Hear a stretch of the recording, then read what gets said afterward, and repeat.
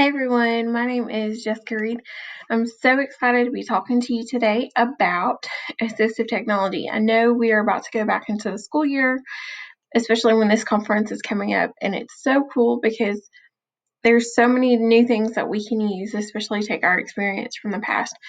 So what I'm going to be sharing with you is just some assistive technology you can use. If you've seen me before, I do a lot of inclusion, special ed, and that kind of thing. But I think it is important that we understand what assistive technology is and how to use it more effectively in the classroom, not just for your special ed students, even though that's who it typically seems to be. If you didn't know, I'm actually using the web. I'm using a program called Screencastify. Screencastify is a great way if you have students who struggle sometimes being a visual learner. You can always record your lessons with this and share your thoughts with your students as well. All right. So, assistive technology you can use. All right, like I said, my name is Jessica Reed. I am a middle school special education teacher who teaches ELA resource and inclusion, and I'm a Google for Education trainer and a Google innovator from the New York City cohort 2019. And I think this is my third time presenting with ETE, and it's such a pleasure to get to do something like this, especially when you've got such a wide variety of presenters on so many cool topics. All right, what are we going to be talking about today? Well, we're going to talk about what is assistive technology in the classroom, the different types of text and examples, and what resources are available and how to use them in your classroom. All right, let's review a few things before we get to the good stuff, okay? All right, what is assistive technology? Is that tech that talks? Well, not exactly.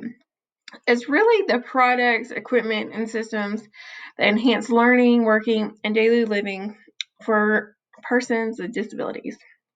So assistive technology can be used from when a student or when a baby is, 3 months old, all the way up to however they may be. It is important for assistive technology, not just something automatically you can find. It is one of those things that if you talk about money and such, that you actually have to have a team come together to determine what is the best assistive technology for this particular child or student or whoever it may be. That may also be something that includes your doctor or a group of people just to determine who does what. And a lot of times, sometimes assistive technology can be very inexpensive. It can be very expensive. And so we'll talk about that in just a minute. All right, so there are 3 different levels of assistive technology. I really put 4 in there, not 8, 4. But there's 3. There's no tech, low tech, and high tech.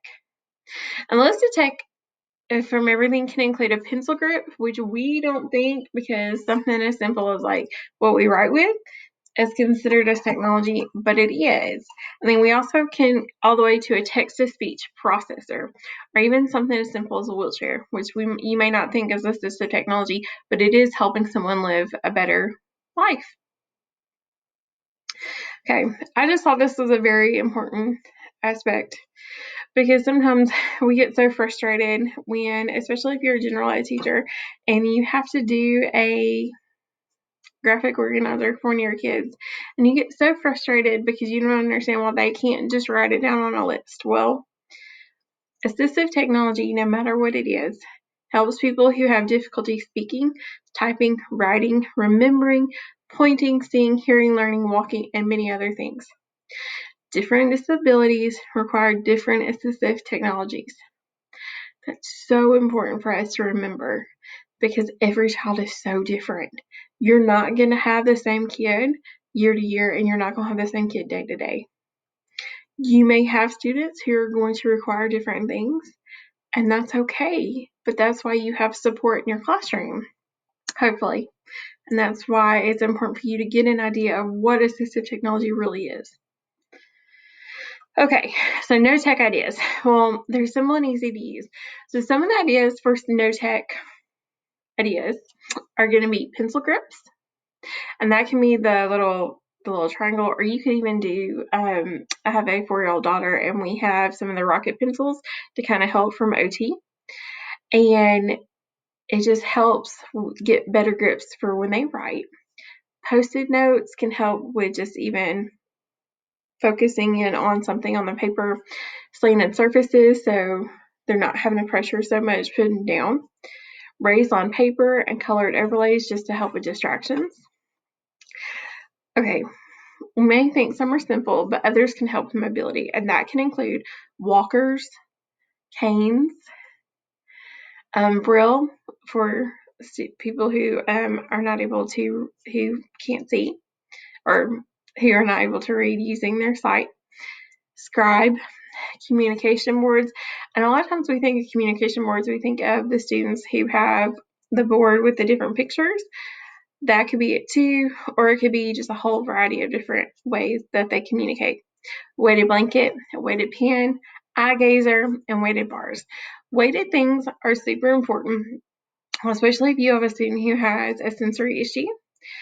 I know for myself, when I get very, very stressed, I like to use a big, thick blanket just to kind of help calm me down, or even a weighted blanket. And then maybe something that's in your classroom, or maybe you're lucky enough to have a sensory room.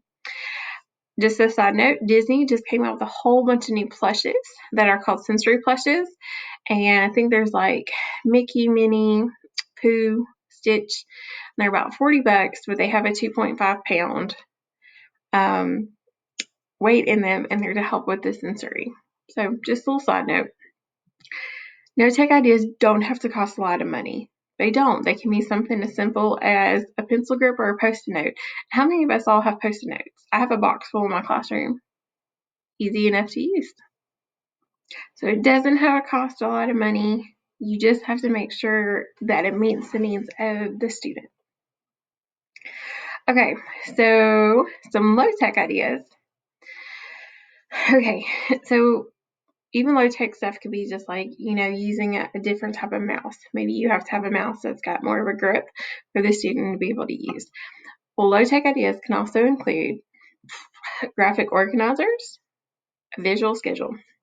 When I think of visual schedule, I don't necessarily think of what we put on our board.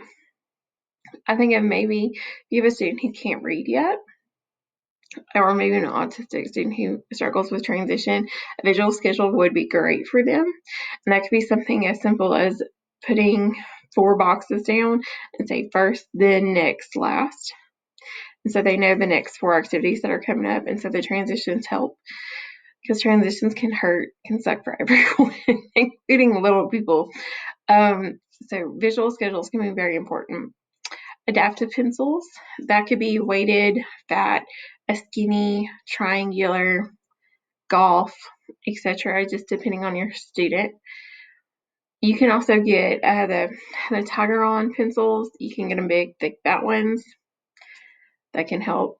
Adaptive paper, so you can have graph, special spacing, or texture, and more. Adapted erasers, Post-its, highlighters, any kind of highlighter you can think. A squishy ball or sensory input, a fidget. There is actually a girl off of TikTok who has created an ADHD planner, and she has actually come out with a brain break kit for adults and kids, and I just thought that was like the neatest idea, because how many of us, even as adults, want to sit there and fidget? So a fidget could be something, and that could even be like one of those poppets that are all their age now. A tactile ruler, Velcro, a page protector, or color transparency, just to kind of help break things up. A binder clip for grip for turning pages. Jumbo anything. So if someone has a visual accommodation that they need, that may mean that you're going to have like their test blown up, or even if they're doing an assignment on paper, instead of the 8x10 paper, you need like the 11x15, just to kind of help them ensure that they're meeting the same goals as their peers. Anything manipulative, excuse me. And so that could really just be anything with their hands, for math. We have so many times we have kids who are very visual learners who are just going to really, really need that being able to see it in their sight instead of just writing it down. Okay, so this is when we get a little more crafty and might actually start costing some money. So I just thought this Bitmoji was funny.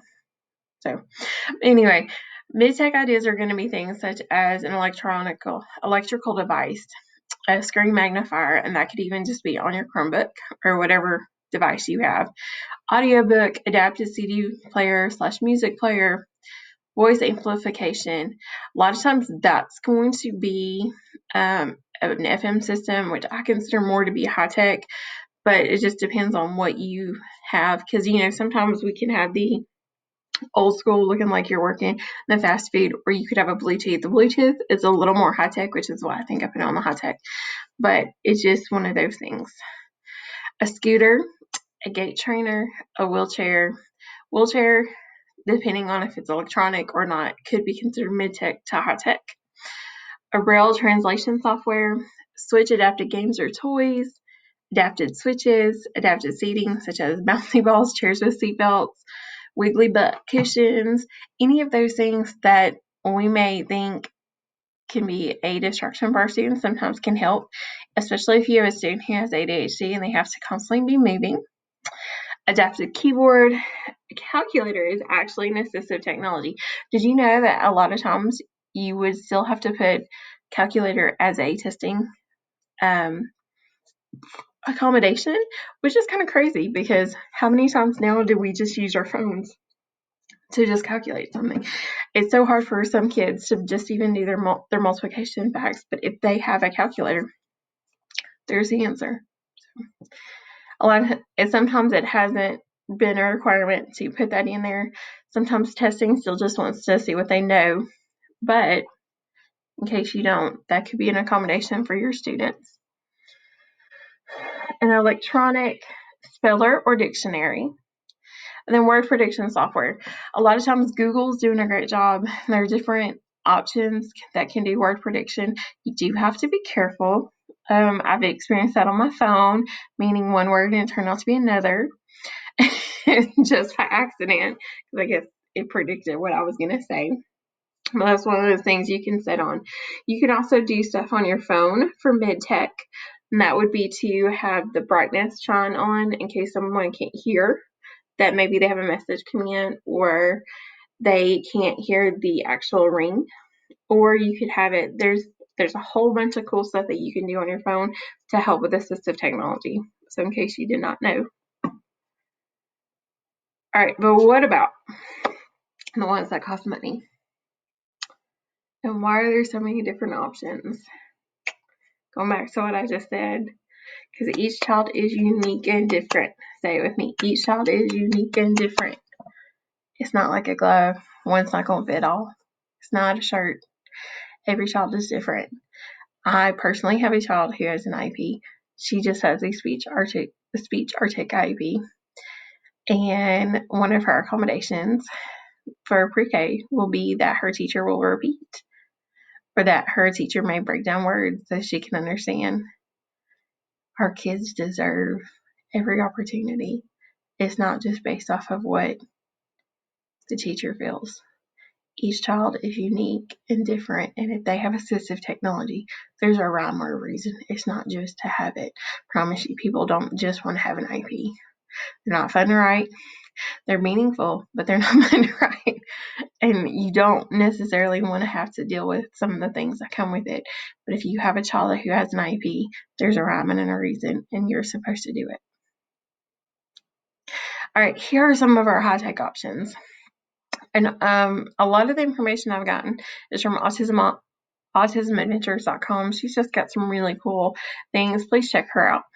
All right, so high-tech options are going to be like FM systems, which can be Bluetooth. And if you have a student who has an auditory processing disorder, an FM system will help, especially because they can listen in their hearing aids and they will focus in and just hear what the teacher is saying. And it can be something as simple as a Bluetooth. Now, as you have a student who gets older, they may not want it, but it is something that we need to offer them. Assistive listening system, same thing. Computer, electronic device, or tablet. An electric wheelchair, a portable word processor. A lot of times, one of those things you may want to consider when you are creating an IEP or serving a student is that if they are struggling with writing, let them type it out. It will not hurt you to let them type it out or let them do a text to speech. Because you know their handwriting is not going to be great. Just save that battle for something else. Text to speech programs, like I just said, speech to text, an AAC device, and I believe that's an alternative communication device. So that could be something simple. Maybe you have a student who has a Trek and they are not able to speak, but they can do the eye gaze, and it can kind of help with their device. Also, puff system just can help with the wheelchairs rolling and all that kind of good stuff. Smartboard or anything type of alerting device. And once you get into some of these communication devices and things, they get a little more complicated. And as an inclusion teacher, I really haven't seen a couple of these just because I'm not in a self-contained classroom. But some of these devices can be a lot of money and they can be very expensive, but they're very much worth the money if they're used correctly for the student. All right. Who pays for all of this before we get to text-to-speech ideas? The committee should come together to work together to figure out who pays for it. Maybe insurance does, maybe parents do, maybe the school system does if it's being used in the classroom. That is just up to the team. So just FYI, make sure insurance is notified and involved, because that could be one of those things that could be paid for. All right, text-to-speech ideas. This is one of my favorite things to do, is especially when we have students who have a testing accommodation where they have things read to them, is have them use Read and Write, which is located in the Google Chrome store. It is important to note that it is a puzzle piece and it's something that the students may not want to try, but you need to let them. It can help. Microsoft Immersive Reader is amazing. It's free. Please try it out. Speaking of Microsoft, you need to check out Flipgrid. Flipgrid is a great way for communication for students who may struggle with typing as well, and it's free. Math Talk is a great way to answering math problems, and then Goat, which is great for dyslexia. It has a lot. It's a writing program. So there are some awesome and easy ideas. All right, just some websites for you to check out. Like I said, I think I just hit the brief surface of this subject for you, but you just need to check out all of these different websites. This particularly has assistive technology for kids, and so it would be worth the look. And here are just some more resources that I actually, just as a teacher, I always love to share when I'm doing presentations. And that is, if you've never read Matt Miller, anything by him, or any chance you get to hear him speak, please do. Ditch that textbook. He has got so many cool ideas. Called Pedagogy, Jennifer Gonzalez. She is just a great resource as well, especially in this crazy pandemic time. Control Alt Achieve, Eric Curtis. He is in the technology field. He is also a great resource for anything Google. So maybe you have a question about something assistive technology in Google. I bet you he's got a video for it. Tarver Academy. Tyler Tarver is another awesome resource. He has a YouTube channel. He has got some free PD to check out. Accessibility for All by Nadine Gilkinson.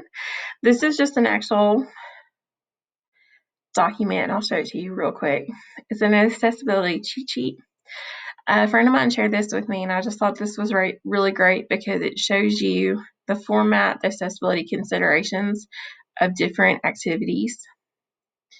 And if you actually click here, there's some PD support. So if you wanted to know the accessibility cheat sheet walkthrough, you could just click on it. It's going to break it down for you.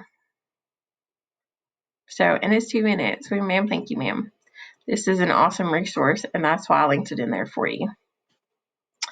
All right, Shake Up Learning by Casey Bell. She's just a great resource for anything Google. Reset EDU is anything SEL for teachers. Please check her out, Jennifer Lamont. Then Assembling Inclusion by Katie Neves is a fantastic resource to share with your general ed teachers or even your special ed teachers, to where it's just assembling inclusion, some great courses, spotlight series, resources, any and everything about special ed. And this was actually her Google Innovators project. Here's just some fun ones. We've got Edpuzzle, the kids can't skip past the questions.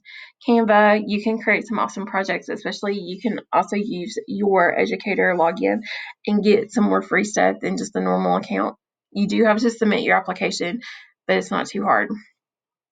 Google Jamboard collaboration in a super fun way. I have a friend. Her name is The Tech Lady off of Twitter. If you've never been on Twitter, Twitter to me is the place to be because you can learn so many cool things. She, Kim and Alice Keeler actually wrote a book about Google Jamboard, and it's got some really cool websites and resources. She also talks a lot about Wakelet, which Wakelet is like Pinterest for teachers. You might also want to check that out, and that would be a good place to search for some assistive technology ideas. Twitch is game playing and streaming. Fit.colorado.edu is just amazing simulations for your visual learners for math or science. Blookit is just like a Hoot or Gym Kit. It's just a lot more interactive. And then Moat is actually an awesome way to leave a recording for someone in a Google Slide or a Google Doc. And you can use your voice to record. And so that could actually be an assistive technology as well. All right. Thank you so much for checking out my stuff. If you want some more, I have a website called SpedTech Teacher, Jessica Reed. Come and get some cool ideas and reach out to me if you have any questions. My Twitter is at Kentucky Girl in Alabama, and my email is jessicareed996@gmail.com. And if you've never checked out this website, Slidesmania, she has got so many cool templates for Google Slides and PowerPoints. Thanks, guys. Have a great rest of your summer.